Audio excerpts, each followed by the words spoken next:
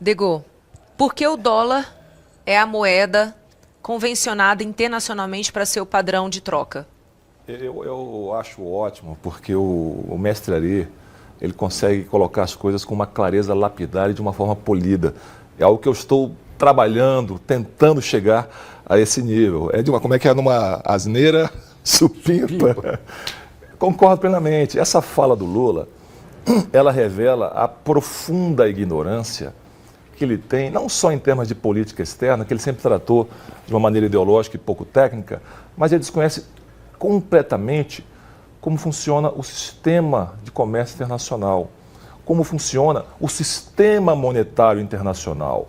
O cidadão Lula nunca deve ter ouvido falar do acordo de Bretton Woods, nunca deve ter ouvido falar do padrão ouro que foi estabelecido. Então, ele não tem a menor base para dizer por que é que o dólar é ou não é a moeda de referência nas transações internacionais. Mas, como bem mencionou aqui mestre Ari, é uma questão principalmente de lastro.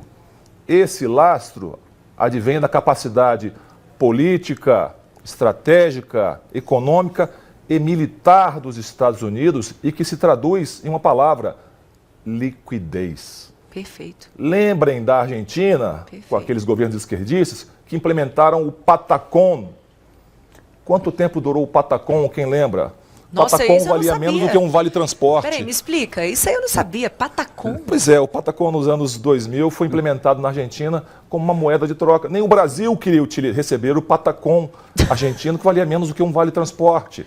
Então, a verdade é, moedas, para terem valor em transações internacionais, comerciais, monetárias, precisam ter liquidez, precisam ter lastro. Senão, ninguém vai aceitar. Não adianta eu querer vender para você a minha coleção de figurinhas de futebol da Copa do Mundo, que eu não tenho, mas meu filho tem, e você querer me pagar com garrafa, com tampinha de garrafa, porque tem um valor afetivo para você. Desculpe a analogia rasteira, mas é basicamente isso: liquidez, lastro. Então, Lula, vai estudar sistema monetário internacional, padrão ouro, sistema Bretton Woods, que acho que você faz melhor.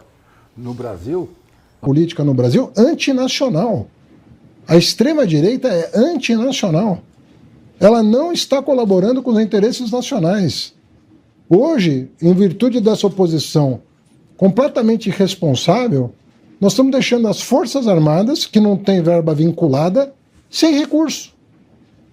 O Itamaraty, sem recurso.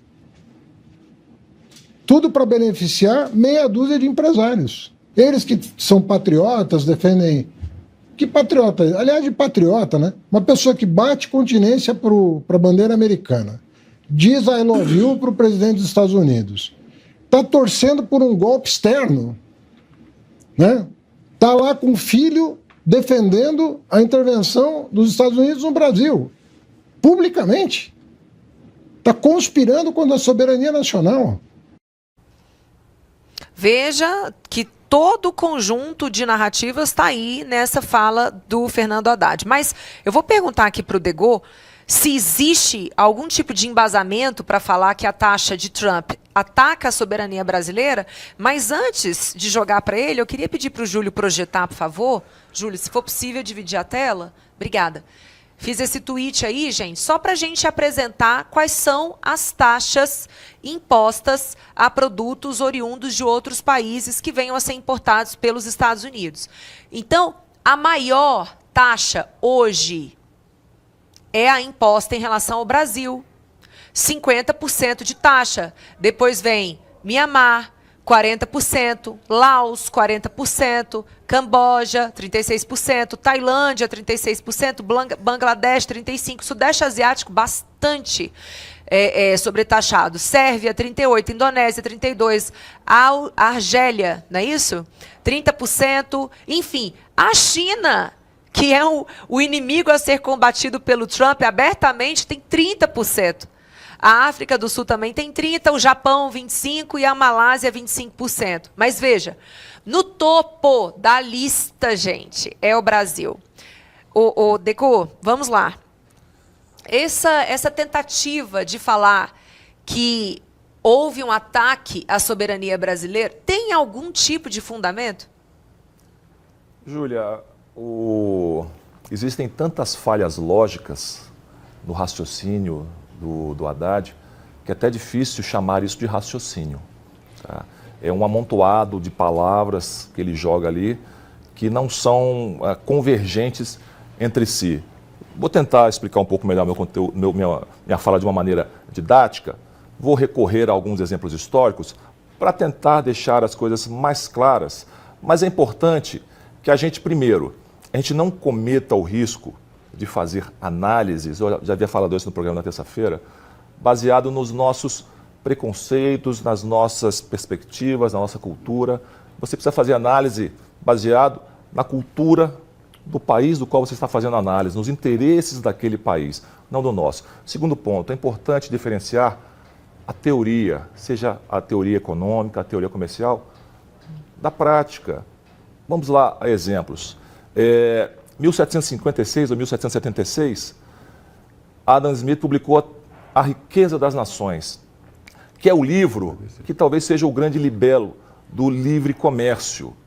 Mas esse livre comércio, na prática, ele nunca existiu, porque existiam dois pressupostos básicos. Um, que a nação industrializada deveria empreender todos os meios para se industrializar mais, e que aquela nação que não era industrializada deveria continuar sem ser industrializada.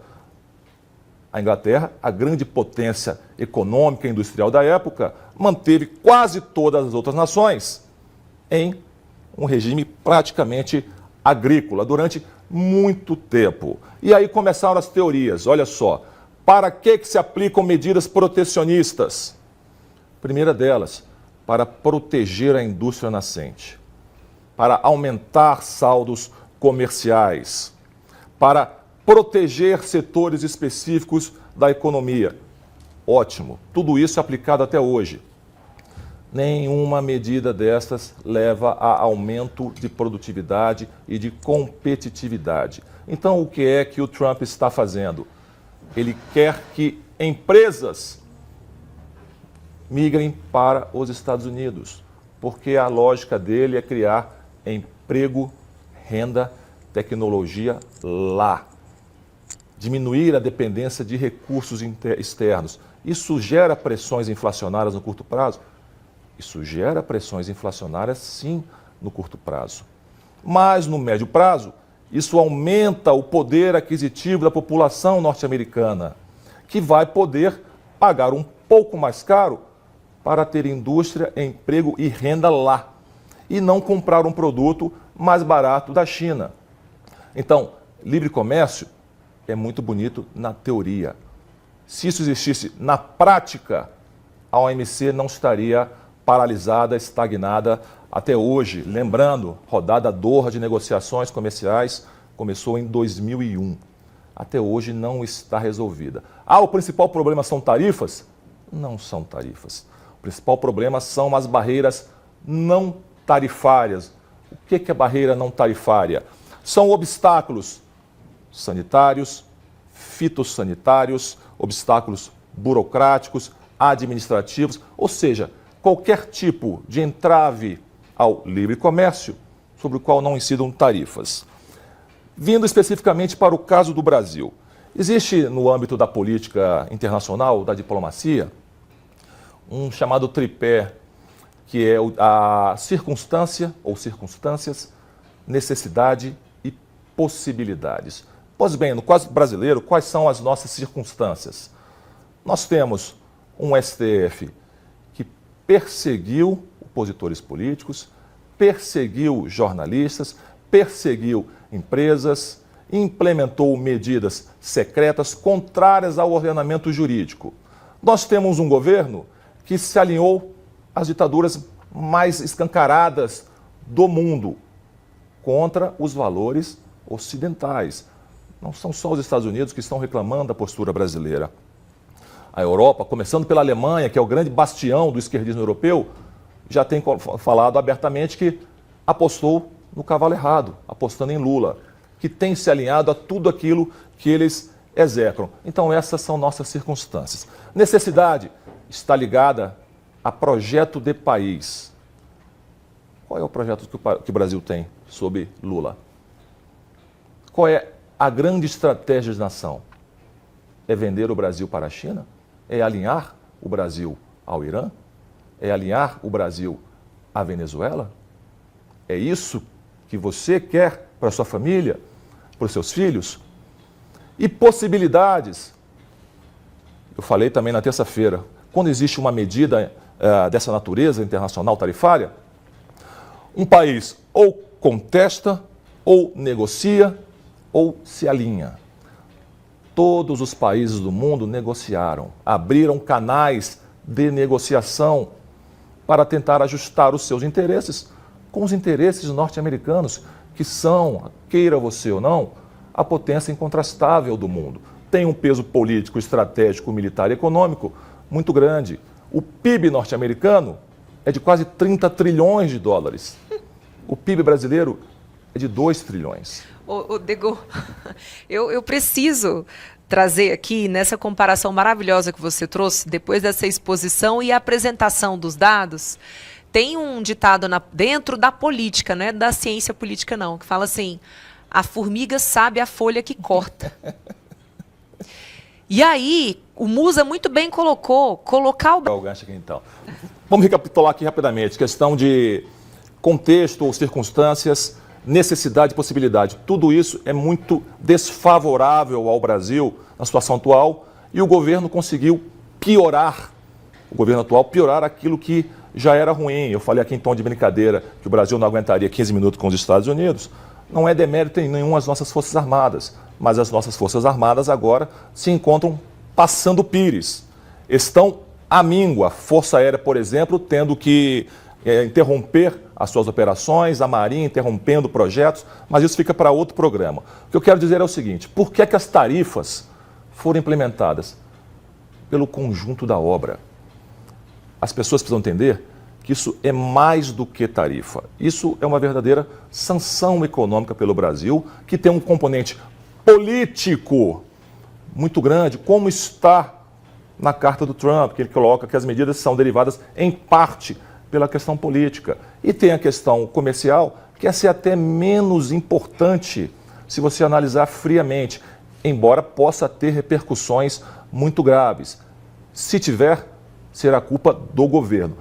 Quais repercussões são essas? Teoria econômica também explica e precisamos transportar isso para a prática. Estamos exportando menos, o norte-americano está comprando menos. O que significa? Menos entrada de dólares no Brasil. Com menos entrada de dólares, a nossa economia é altamente dolarizada.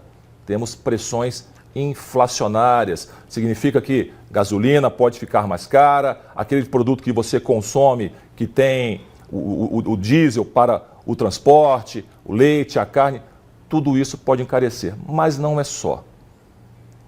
Pressão inflacionária, estamos exportando menos, com menor capacidade de produção, de escoamento, a tendência é de que haja desemprego. Então, se alguém da sua família perder o emprego, a culpa é do governo Lula, que não tem uma diplomacia comercial ativa e altiva, mas irresponsável, absolutamente irresponsável. E isso vai mais além, isso gera um círculo vicioso, porque menos exportação, menos renda, menos emprego, toda a qualidade de vida tende a cair. Aí o Brasil vai retaliar. Vai retaliar como? Os Estados Unidos são o nosso segundo principal parceiro comercial, com uma economia que eu já passei os dados. Representam cerca de 12% a 15% das nossas exportações. Nós representamos 1% da importação deles. Lembrando que os Estados Unidos são um país que apresenta um maior estoque de investimento externos diretos no Brasil. Isso afeta a percepção. Essa percepção de ser um país que viola direitos humanos, que está alinhado às piores práticas internacionais, faz com que o agente econômico retire o seu investimento daqui do Brasil, diminuindo ainda mais a presença de dólares. Então, é todo um conjunto de circunstâncias que faz com que a culpa recaia integralmente sobre a irresponsabilidade desse governo. Eu gostaria que o Ari fizesse um comentário que ele tem importante sobre a questão da complementaridade. Exato, Degô. Inclusive o seguinte, esse manifesto... A Argentina, por outro lado aqui, nós temos uma pessoa que eu vou ser sutil no meu comentário. Ah, um vira-lata. Vou usar, né? Vou usar a expressão da nossa primeira-dama. Nós temos um vira-lata que está perdido. Não ofende os vira-latas, pô. Eu não vou ofender vira-lata. Verdade, verdade, eu não posso dizer isso. Inclusive, eu tenho uma vira-lata que é maravilhosa. Elogio a vira-lata do Gianetti. É verdade. Não, tá bom. Nós temos um senhor bastante senil, o Biden brasileiro, que está perdido, não sabe o que faz. Inclusive, gente, daqui a pouco Lula deve vir em cadeia nacional fazer um pronunciamento, tá? É isso que está sendo divulgado aqui. Eu tenho até medo do que ele vai falar. Mas, Degô, qual é a saída para o Brasil? Será que a gente pode pensar numa diplomacia paralela? Num diálogo paralelo? Porque é o seguinte, o Lula não fala com o Trump, o Lula não fala com o Milei, o Lula fala só com o ditador. Quem é que pode resolver esse problema? Porque a gente viu os setores que serão prejudicados. É muita gente que depende de exportar para os Estados Unidos. Se o Lula não faz o papel de presidente da República, será que a gente pode pensar numa estratégia paralela? E agora, quem poderá nos defender, né? Quem poderá nos salvar? Eu, Chapolin Colorado. Chapolin Colorado. A gente está entregando a idade, Ari. Mas vamos lá. Júlia, você falou bastante de algumas das virtudes dos Estados Unidos. E uma dessas virtudes, eu considero, é o fato de eles terem uma grande estratégia. O que é uma grande estratégia? Simplesmente entenderem o lugar do país no mundo, onde estão atualmente, como irão chegar a esse lugar pretendido, de que forma, em quanto tempo e com quais recursos. Então, existem inúmeras publicações nos Estados Unidos acerca da grande estratégia do país. O Trump tem uma grande estratégia muito clara. Existem diversas obras analíticas sobre isso. Aqui no Brasil você não tem nada parecido. Simplesmente porque não existe um projeto de nação. Existe um projeto de perpetuação no poder, que é levado a cabo pelo consórcio STF Planalto. Eu desafio a qualquer um dos ouvintes a me dizer hoje qual é a política de saúde do Brasil, qual é a política de integração nacional, qual é a política de cidades, de meio ambiente, de política externa, de defesa. E não vão dizer por quê. Simplesmente porque não existe. Se você não tem políticas setoriais, você não tem como criar um arcabouço, uma moldura estratégica com uma grande estratégia de nação. E aí o que acontece? Você fica a reboque dos acontecimentos internacionais. Essas tarifas aplicadas pelo Trump, elas não vieram do nada. Elas, inclusive, já estavam precificadas, embora não em relação ao percentual. Todos sabiam que ela viria de uma forma ou de outra. A nossa diplomacia, muito mal orientada pelo governo, foi incapaz de abrir canais de comunicação. Como eu falei anteriormente, todos os países negociaram. Apenas aqueles países que não negociaram sofreram tarifas altas, mas mesmo assim inferiores à tarifa nacional.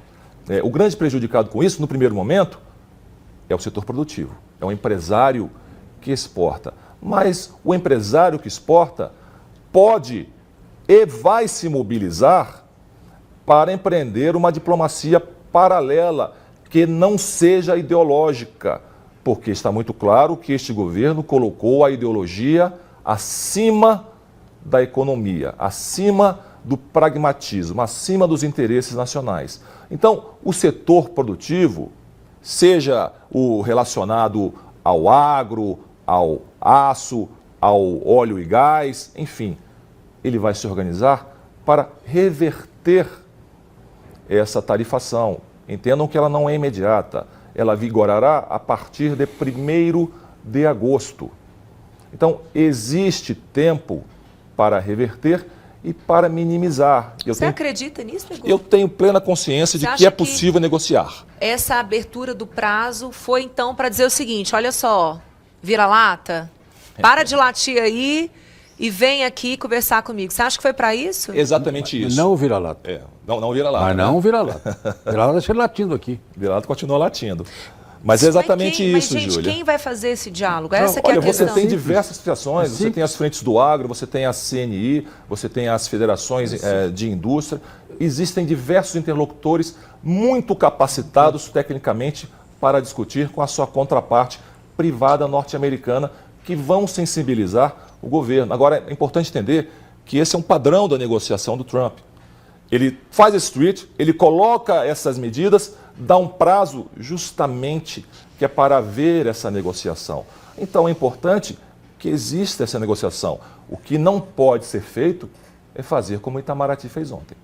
Nossa, pelo A amor de senhora Deus. Maria Escorel Isso foi muito devolveu feio. a carta Foi muito para o representante norte-americano. Isso demonstra falta de vontade de abrir canais de comunicação.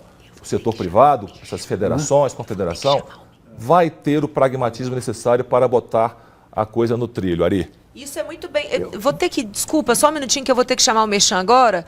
Mas você pode segurar um pouquinho, Ari? Só Júlia, esse é um assunto que desperta paixões, né? Deixa as pessoas excitadas, mas é preciso que nós analisemos isso de uma maneira com a possível distância. Então, analisando isso de uma maneira muito sistemática, eu vejo que tem todo o espaço para que haja uma negociação, como eu falei, a partir desses canais paralelos e a partir do momento em que o Itamaraty deixar de lado a ideologia e enveredar por uma via pragmática. Agora, para que não reste dúvida para aquele que está nos assistindo, a culpa única e exclusiva de toda essa situação, que eu já venho alertando há quase 2 anos, recai exclusivamente sobre o senhor Lula e sobre o STF. Ninguém mais tem culpa pelo que está acontecendo. Ari? Bom, eu como sempre, eu sou um otimista, aliás, eu